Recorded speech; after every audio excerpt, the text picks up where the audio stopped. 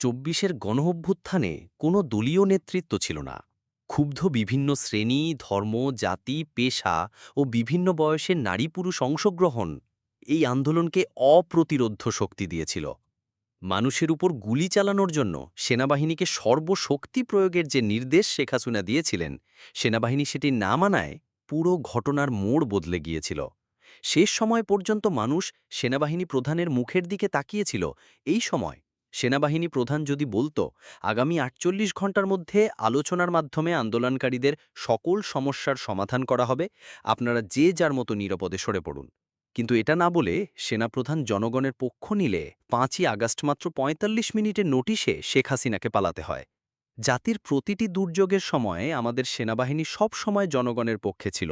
১৯৯০ সালে হুসেইন মোহাম্মদ এরশাদের পতনের সময়েও একই ঘটনা ঘটেছিল।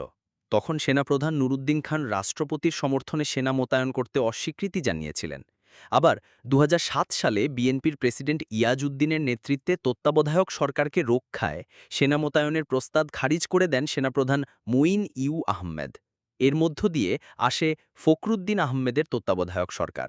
আসলে যে মানুষ ক্ষমতা পায় সে পুরনো ইতিহাস আর মনে রাখে না।